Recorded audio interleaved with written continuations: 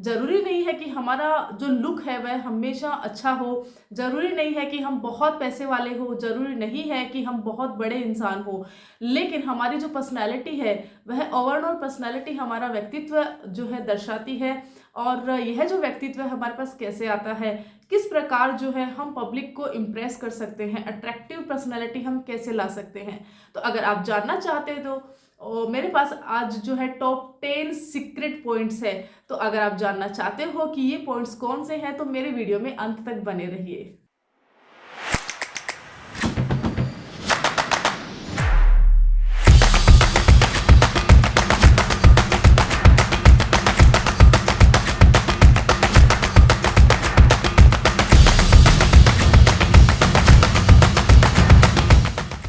हम अक्सर किसी से मिलके आते हैं तो हमें उसकी पर्सनैलिटी जो है हमेशा याद रहती है। हम ये देखते हैं कि यार वह जो बंदा था वह इस तरह से बात कर रहा था, वह इस तरह से अपनी पर्सनैलिटी दिखा रहा था। या तो हम किसी की पर्सनैलिटी को देख के इतना ज़्यादा अट्रैक्टिव हो जाते हैं कि हम उसकी बातें करते हैं कि वाह! यार क्या बंदा था या क्या बंदी थी। तो यह कैसे पॉसिबल है? सबसे पहले तो थैंक यू सो मच, आप जो है मेरे इस चैनल को देख रहे हैं, इसको सपोर्ट कर रहे हैं, इसके लिए थैंक यू सो मच। और चलिए शुरुआत करते हैं पॉइंट 1 से।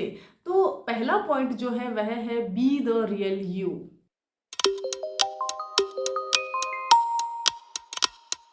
बी द रियल यू का मतलब क्या होता है, जैसे हम सब जानते हैं, लेकिन अगर हम इसको पर्सनैलिटी के लिए यूज़ करते हैं तो बहुत इंपॉर्टेंट हो जाता है। आप जैसे हैं दूसरों के सामने वैसे ही जो है अपने आप को दिखाएं। आप किसी की कॉपी ना करें। हो सकता है हम अपनी लाइफ में बहुत से लोगों से इंस्पायर होते हैं, बहुत से लोगों की चीज़ें हमें पसंद आती है, किसी का चलना उठना, किसी का बोलना, किसी के साथ बात करते वक्त कोई अगर कोई पॉइंट ले रहा है उस पॉइंट को हम कॉपी कर लेते हैं। बहुत सारी ऐसी चीज़ें होती है, लेकिन कोशिश कीजिए कि जैसे आप हैं लोगों के सामने वैसे ही आप जो है खुद को दिखाएं। The second point is your body language.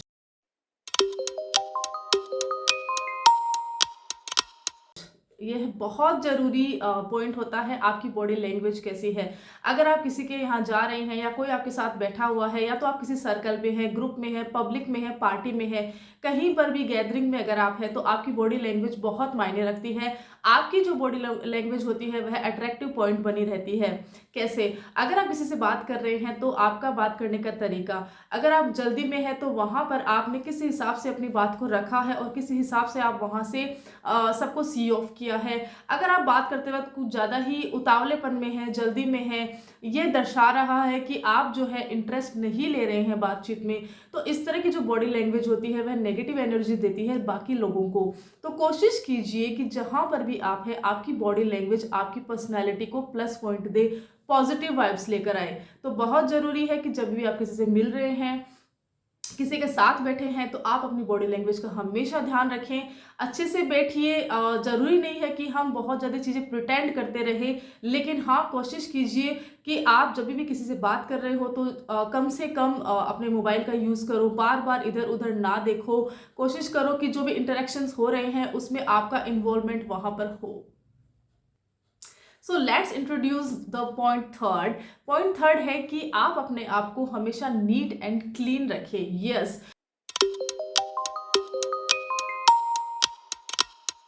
ज़रूरी नहीं है कि आपने बहुत महँगे कपड़े पहन रखे हो, या तो आपने बहुत अच्छे से अपने हेयर को जो है ट्रीटमेंट करवा रखा हो, आपने बहुत अच्छी गाड़ी लेकर आए हो, बहुत अच्छी आपने जो है पूरे एक्सेसरीज़ डाल रखी है।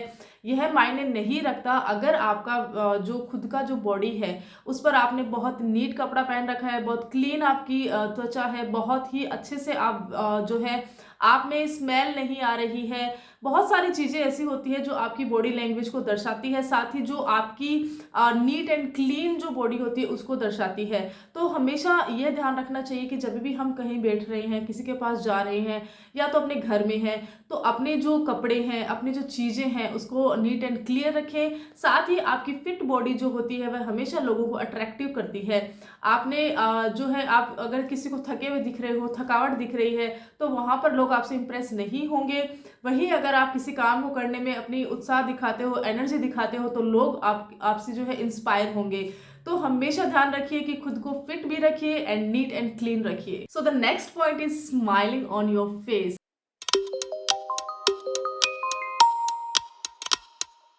यस, ये बहुत ज़रूरी होता है।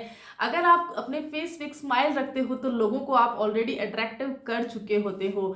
अगर आप किसी के साथ हो और अगर आपने अपने फेस पे एक जो स्माइल वाला जो गहना पहन रखा है ना, तो आपको बाकी गहनों की ज़रूरत नहीं है। यस, यह एक एग्ज़ाम्पल है जो हम देखते हैं, हम उन्हीं लोगों के प्रति आकर्षित होते हैं जो अपने मुँह पे स्माइल रखते हैं। बहुत से लोगों से हम अपनी लाइफ़ में मिलते हैं, लेकिन उनका एक व्यवहार होता है या उनका एक जो तरीका होता है ना, वही हमें उससे कनेक्ट करता है, क्लोज़ करता है। तो वह क्लोज़ और कनेक्ट करने का सबसे जो पहला स्टेप होता है, वह होता है स्माइलिंग फेस। अगर आपका फेस स्माइलिंग है, तो आपने जो है 50% अपना जो है एक बैटल जीत ली है वहाँ पे अपनी पर्सनालिटी के लिए। तो बहुत ज़रूरी है, इसको एक एग्जाम्पल के साथ समझते हैं। एक एग्जाम्पल है कि जब रामायण में राम जी को के लिए जो कैरेक्टर है उनको कास्ट किया जा रहा था, वहाँ पर अरुण गोविल जी जो कि श्री राम जी के कैरेक्टर उन्होंने प्ले किया था, उन्होंने एक इंटरव्यू में कहा था कि जब इस कैरेक्टर को प्ले किया जा रहा था, उस वक्त सबसे ज़्यादा दिक्कत ये आ रही थी कि राम जी जो हैं उनके कैरेक्टर को क्या ऐसा अट्रैक्टिव किया जाए कि सच में लगे कि ये श्री राम ही हैं। लोगों को एक कैरेक्टर ना लगे कि एक चीज़ आई है, रामायण आई है, एक सीरीज़ आई है और लोग उसको भूल जाए। ऐसा कैरेक्टर होना चाहिए कि लोग आज भी उसको याद रखें, जो आने वाले कई सालों तक उसको याद रखें। तो वहाँ पे अरुण गोविल जी ने सिर्फ एक ही बात को पॉइंट आउट किया कि क्यों ना श्री राम का जो फेस है उन पे एक स्माइल हमेशा रहनी चाहिए। तो एक अगर आपने बेशक हम सभी ने जो है रामायण जो अरुण गोविल जी की जो रामायण थी वह हमने देखी है, और शायद आज भी हम आंखें बंद करते हैं, आंखें मूंद कर देखते हैं तो हमें श्री राम जी के चेहरे में हमारे जो एक्टर है अरुण गोविल जी, उन्हीं का ही फेस आता है। और इसका रीज़न यही है कि पूरी रामायण में कुछ एक जगह पर उन्होंने जहाँ पे ज़रूरत थी, उसके अलावा उन्होंने पूरे टाइम पे किसी भी सिचुएशन में रहे हो, एक स्माइल के साथ हर एक चीज़ को हैंडल किया है। तो देख लीजिए एक स्माइल का कितना बड़ा महत्व होता है। तो मुस्कुराते रहिए। So the next point is कि आप जो है अपने अंदर सुनने की क्षमता को बढ़ाएं। यस, लिसनिंग मोर।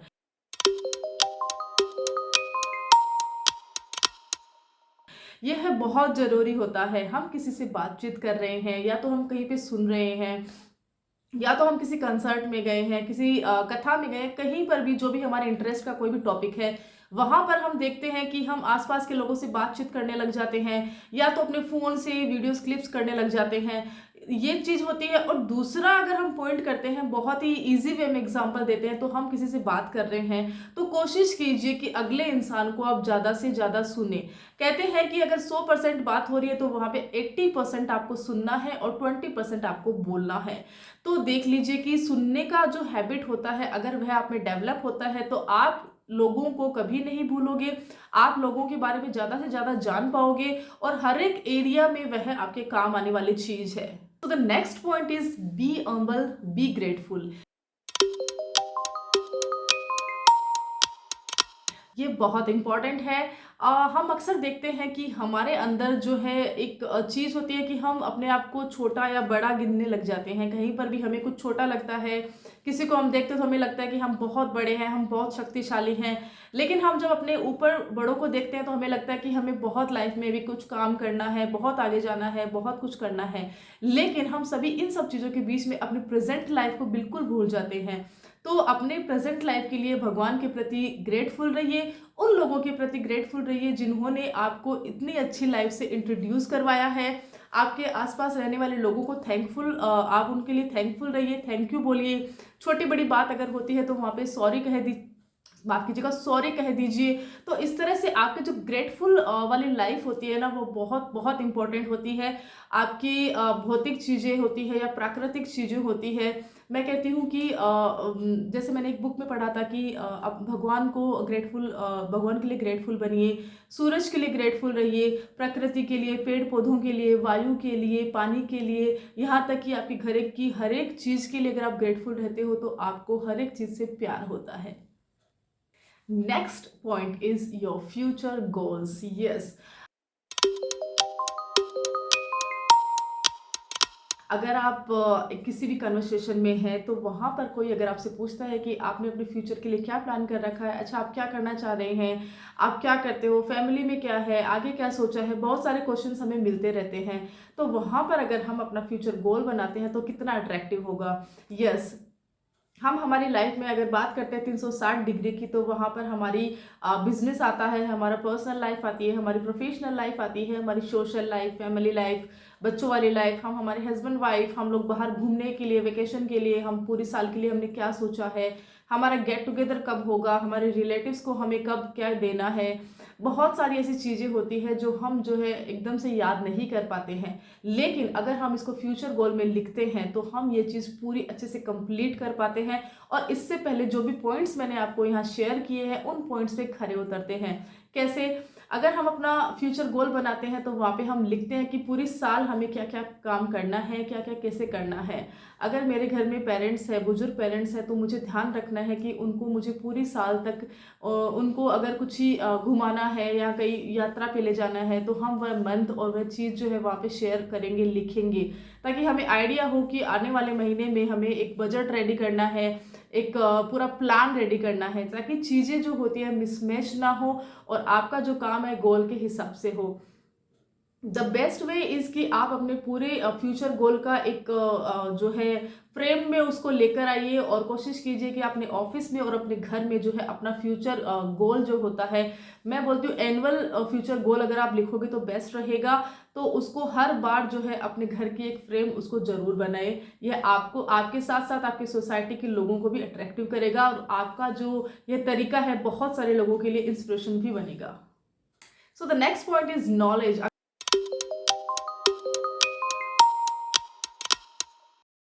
अगर आपको नॉलेज रहता है हर एक चीज़ का तो आप जो है एक बढ़िया पर्सनालिटी बनकर रह सकते हैं। रीज़न, अगर आप अपनी किताबों को अपना सबसे अच्छा दोस्त बना लेते हैं तो आपको जो है एक अच्छा दोस्त हर टाइम के लिए मिल जाएगा। यस, कोशिश कीजिए कि अपने मंथ में आप 15 से 20 किताबें, ये ज़्यादा से ज़्यादा है, और कम से कम जो है आप 10 किताबें या 7-8 किताबें ज़रूर अपने एक महीने में पढ़ें, शुरुआत करें। और इससे क्या होता है कि आपका जो नॉलेज है उसमें इजाफा होता है, और साथ में ही जो अपनी सोसाइटी से रिलेटेड चीज़ें हैं, न्यूज़ जो डेली करंट न्यूज़ आती है उसको आप देखते रहिए, पढ़ते रहिए, ताकि आप किसी से बातचीत करते रहते हैं, कभी आप किसी चीज़ का हिस्सा बनते हैं, वाद विवाद में आते हैं, या तो कहीं पर कुछ भी बातें होती है तो वहाँ पर आप अपनी राय जो है वहाँ पे खुल के रख सके। आत्मविश्वासी बनिए। यस, अभी वो ज़माना नहीं है कि आप जो है सबसे पीछे जाके बैठ गए हो। यस, क्योंकि आगे बैठने वालों को लोग पूछते हैं, उनसे सवाल जवाब होते हैं, उनको नॉलेज में लिया जाता है, उनको हर एक चीज़ का पता होता है। तो अपने आप को इतना कॉन्फिडेंट में रखें, और अगर आपको कुछ नहीं आ रहा है, कुछ समझ में भी नहीं हो रहा है कि मैं आगे कैसे बैठूँ, अगर ये डर भी है तो एक बार उस डर को निकाल दीजिए और सबसे आगे बैठने का साहस कीजिए।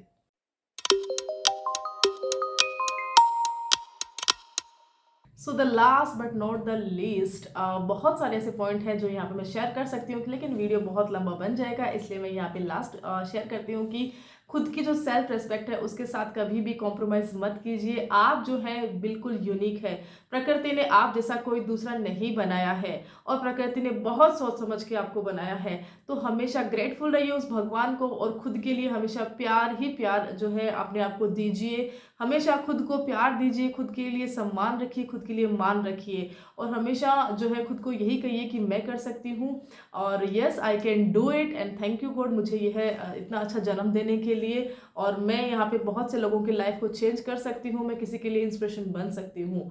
सो ये थे मेरे कुछ पॉइंट्स जो मैंने यहाँ पे शेयर करे हैं। आशा करती हूँ आप सभी लोगों को बहुत ही अच्छे लगे होंगे, और अच्छे लगे तो कमेंट करके ज़रूर बताना। So thank you so much.